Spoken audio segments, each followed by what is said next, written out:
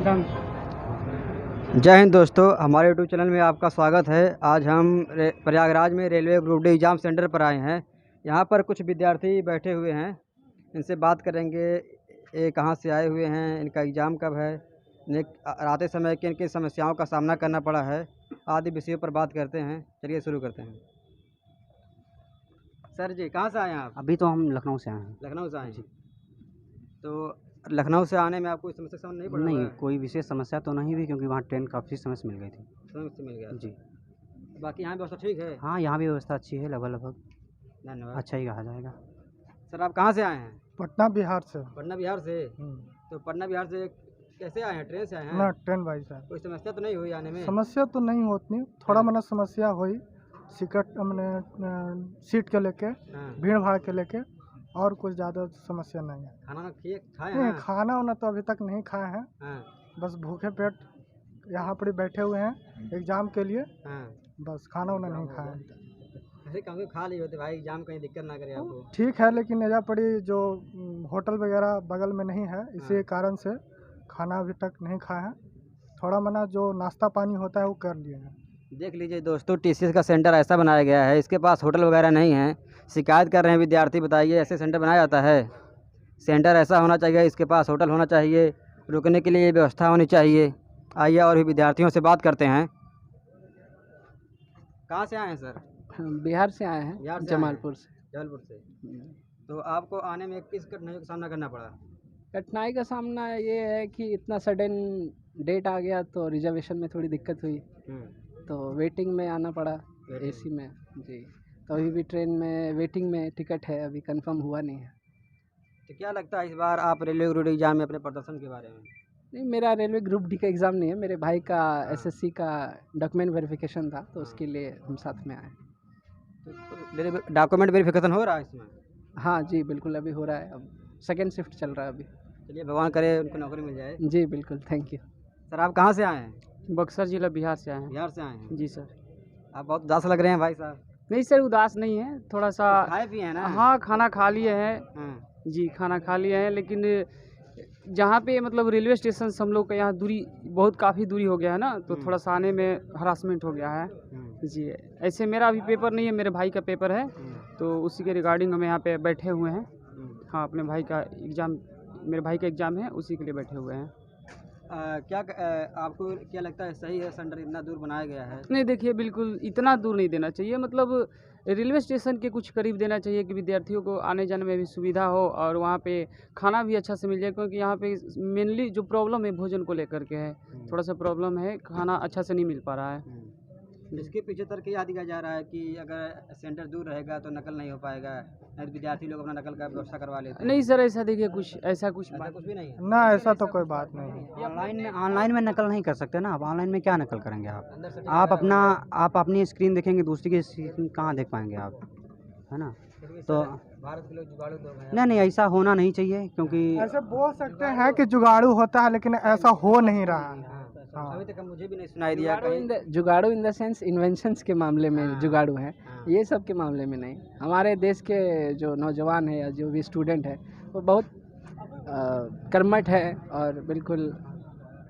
अब कल ही देखिए सर, कल ही मेरा पेपर था, वहाँ पे इतना स्ट्रिक्ट समझ लीजिए कि वहाँ पे मतलब चेक हो रहा है, ऐसा लग रहा है कि किसी साल आतंकवादी को चेक कर रहे हैं सब। बताइए ना, कोई काड़ा पहन लिया उसमें क्या दिक्कत है भाई? काड़ा पहन लिया, कोई बेल्ट पहन लिया, उसमें थोड़े कैमरा लगा के जाएगा? बताइए, इतना टफ ले रहा है, लग रहा है साला चड्डी खुलवा देगा सब। बताइए, गलत बात है ना? हाँ जी सर। हैं? जहाँ आपको देखना चाहिए आप वहाँ पे फोकस ही नहीं कर रहे हैं। आप देख रहे हो इंजीनियर देख रहे हैं और देख रहे हैं कि मतलब एक से ऑफिसर बड़े से बड़े घोटाले कर रहे हैं। उस पर ध्यान देना चाहिए, मैनेजमेंट पे ध्यान देना चाहिए, लेकिन विद्यार्थियों के पीछे पड़ गए हैं। बताइए, नहीं, कहीं कहीं उनका भी एक और जूता मोजा खुलवा दिए, कान को दिख रहे हैं, अरे कान में क्या लेके घूम रहे भाई? बोल रहा है कि ब्लूटूथ लिए होंगे, सब कोई लेके चल रहा है क्या उसमें? नहीं, उसका भी एक मानना है कि भाई नकल ना हो पाए, आपके भविष्य के लिए वो लोग भी सजग हैं। भाई नकल होगा तो आप सबको समस्याएं होंगी, है कि नहीं? हाँ, लेकिन ये तो है, लेकिन आपके पास जो अथॉरिटी मिली कम से कम उसका दुरुपयोग ना करें आप। हाँ, किसी के जूते उतरवा रहे हैं आप, चप्पल उतरवा रहे हैं आप, नहीं सहयोग तो करना वो अच्छी बात है, लेकिन किसी का हरासमेंट भी नहीं होना चाहिए। कोई मंगलसूत्र भी पहन के आया वो भी आप उसको बाहर करवा रहे हो, आप बाला पहन के आया है वो भी बाहर करवा रहे हो, कोई रक्षा सूत्र बांधे वो भी बाहर करवा रहे हो, क्या मतलब है भाई इसका? इसका तो कोई वहाँ सेंस ही नहीं बनता। रक्षा सूत्र में कोई कैमरा ना लगा लेगा उसमें, आप अगर लगा कैमरा अगर होगा तो आपको दिखाएगा वहाँ पर कि कैमरा लगा हुआ है ना।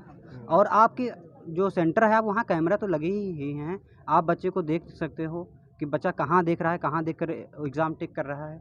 और बाकी ये कि टीचर्स वालों को भी ध्यान देना चाहिए। हमने सुना अंदर 20 रुपये ले रहे हैं बैग रखने के लिए। नहीं है, हाँ कहीं कहीं ऐसा है और कहीं कहीं ऐसा नहीं है। हाँ, यहाँ पर 20 रुपये है, क्योंकि अभी 20 रुपये हम लोग खुद ही दे करके आए हैं अभी। और बाकी जो कहीं कहीं अभी पिछली बार जब हम लोग NTPC का देने गए थे तो वो सेंटर पर भी व्यवस्था थी कि आप निःशुल्क अपना बैग जमा करें और निःशुल्क ही आपको मिल जाता था। अभी आपका एग्जाम है थर्ड सेमेस्टर? हाँ, हो गया हमारा, हो गया। हाँ, कैसा गया एग्जाम? एग्ज़ाम ठीक रहा, लगभग अच्छा रहा। हाँ। क्या लगता है इस बार ज़िंदगी अभी तो 4 साल बाद तो पेपर कराया है, 8 साल बाद उसका इसका फाइनल रिजल्ट देगा। तब तक तो हम लोग लायक ही नहीं रहेंगे। यही होगा कि अब इनकी वर्किंग एफिशिएंसी है नहीं तो इनको भी हटाओ, यही होना चाहिए, होगा इसमें। अब इतना लेट कराता है, क्या मतलब है भाई? 10 साल से बच्चा तैयारी कर रहा है, 4 साल बाद एग्ज़ाम करा रहे हो। बहुत से बच्चे तो ऐसे होंगे जिनको अपना एडमिट कार्ड भी नहीं याद होगा कि हाँ एडमिट कार्ड भी हमारा आया है, और कुछ लोग तो पासवर्ड तक भूल गए होंगे, और कुछ लोग तो आशा ही छोड़ दिए होंगे कि अच्छा रेलवे का भी एग्ज़ाम आएगा, और वो लोग दूसरा काम करने लगे होंगे। जो लोग पढ़ाई छोड़ चुके होंगे वो इस फील्ड में कहाँ आ पाएंगे दोबारा, वो तो बेकार ही हो गए अब। और जब तक में इंसान का रिजल्ट निकले तब तक में उसका एज ही ख़त्म हो जाए। ऐसा भी हो रहा है क्योंकि इस बार आर्मी जो भर्ती आई थी, अग्निवीर वाला लगा दिया गया नियम, उसमें भी बहुत सारे लोगों का एज ख़त्म हो गया। नहीं, एज ख़त्म हो गया, उसमें 25 साल लगभग उन्होंने एज रखी है। 4 साल की नौकरी करेगा, उसके बाद उसका कोई फ्यूचर सिक्योर तो है नहीं, और 4 साल के बाद वहाँ कहाँ, वो कहीं जंगल में होगा या रेगिस्तान में कहीं होगा या कहीं भी होगा, तो वहाँ वो प्रॉपर वे में एजुकेशन से तो जुड़ेगा नहीं कि वो पढ़ाई कर रहा है, 4 साल बाद आया फिर उसी पोजीशन पे आ गया जिस पोजीशन पे था वो। तो ऐसा नहीं कि 25% उन्होंने बोला है कि लगभग 25% लोग रेगुलर किए जाएंगे, बाकी 75% का क्या होगा? वो तो बेकार ही हो जाएंगे ना। एग्ज़ाम से जो एग्ज़ाम हो रहा, आप संतुष्ट हैं कि नहीं? नहीं, एग्ज़ाम संतुष्ट होने वाले इसमें कोई बात ही नहीं, क्योंकि 4 साल बाद तो एग्ज़ाम करा रहे हो आप, और फिर वो भी इतना लेंदी करा देते हो, कुछ कहने को नहीं उसमें। और बाकी के जो एग्ज़ाम होते हैं वो भी मिक्सअप हो जाते हैं, उसमें कोई फ़ायदा ही नहीं रहता है। पैटर्न भी इसमें NCERT नहीं, पैटर्न आप कोई भी फॉलो करो, वो अच्छी जिस पैटर्न से आप बताएंगे विद्यार्थी उसी पैटर्न से तैयारी ना करेगा। आप पैटर्न बताओ, अच्छी बात है, जो आप रूल्स एंड रेगुलेशंस हैं वो भी अच्छी तरीके से आप मैनेज करो, लेकिन इतना डिले करने का कोई मतलब ही नहीं बनता। चुनाव होता है साला, उसका अगले दिन रिजल्ट आ जाता है, 10 दिन में रिजल्ट आता है। इसका 4 साल बाद तो साला पेपर करा रहे हैं और 10 साल बाद रिजल्ट देंगे, कोई इनका मतलब ही नहीं बनता है, कोई इशू ही नहीं है इसका। और दूसरी बात ये है कि कोई ये गवर्नमेंट तो ऐसी है कि इसका एम्प्लॉयमेंट से कोई मतलब ही नहीं है कि आज बच्चा तैयारी कर रहा है कि नहीं कर रहा है, उसके माँ बाप किस कंडीशन में हैं, कि उसको किस तरीके से उसको मैनेज कर रहे हैं, कहाँ फीस उसकी भर रहे हैं, कैसी उसकी एजुकेशन सिस्टम चला, कोई मतलब नहीं है। आप 5-6 साल बाद तुम पेपर कराओगे, क्या मतलब है उसका भाई?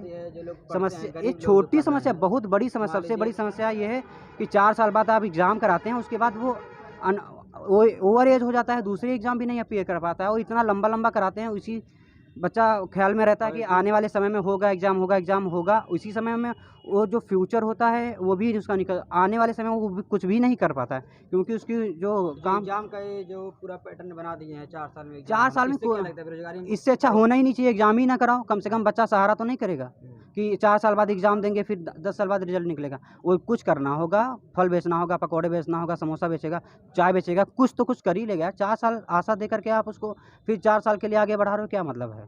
कोई मतलब ही, उसका फ्यूचर उसका पूरी जवानी, पूरी युवावस्था तो इसी संघर्ष में निकल जाती है कि अच्छा 4 साल बाद कोई नई गवर्नमेंट आएगी, डिक्लेरेशन करेगी कि हाँ इतनी नौकरी देंगे, नौकरी की उसका 2% भी नौकरी नहीं मिलता है अभी, तो कोई मतलब ही, उसका कोई मतलब ही नहीं है। अभी अग्निवीर का स्कीम आया था, तो अग्निवीर से पहले मेरा कुछ फ्रेंड है जिनका एयरफोर्स में हो गया था, ठीक है, मेडिकल हो गया, मेरिट निकल गया, सब कुछ हो गया, बस अब उसको ज्वाइनिंग लेटर आना था। तो तब सरकार ने ये नियम लिया है कि अब अग्निवीर के थ्रू हम रिक्रूटमेंट करेंगे। तो जिसका हो चुका था, जिसने ऑलरेडी मेडिकल पास करना, आप जानते हैं कितना डिफ़िकल्ट काम है, वो भी एयरफोर्स का, उसने मेरिट निकाला, सब कुछ करा, और उसके बाद उसका जो है उसको कैंसिल करके फिर से उसको अग्निवीर में ट्रांसफ़र कर दिया कि अब आप अग्निवीर से एग्ज़ाम दीजिए, फिर से आइए। कौन एग्ज़ाम देगा यार, आप खुद सोचिए। मेरा मान लीजिए एग्ज़ाम निकल गया, सब कुछ हो गया, अब ज्वाइनिंग लेटर में ज्वाइन करना है, अब आप बोल रहे हो नहीं नहीं वो कैंसिल करो, आप फिर से अग्निवीर के थ्रू आइए। ऐसे धन्यवाद सर। धन्यवाद। Thank you. जैसा कि हमने विद्यार्थियों से बात किया है, उनकी बहुत सारी शिकायतें हैं। बोल रहे हैं इतना दूर सेंटर बना दिया गया है और सेंटर भी जहाँ बना है वहाँ पर खाने पीने की व्यवस्था नहीं है। बाकी 4 साल बाद एग्ज़ाम हो रहा है। हम सभी विद्यार्थियों की तरफ से यही निवेदन है कि एग्ज़ाम को सही तरीके से कराएं और सेंटर कम से कम इतना दूर ना भेजें, और जहाँ भी सेंटर बनाए वहाँ पर कम से कम रहने का, खाने पीने का अच्छी व्यवस्था हो। बाकी हमारे चैनल पर बने रहे दोस्तों। फर्राटा न्यूज़ 24। धन्यवाद।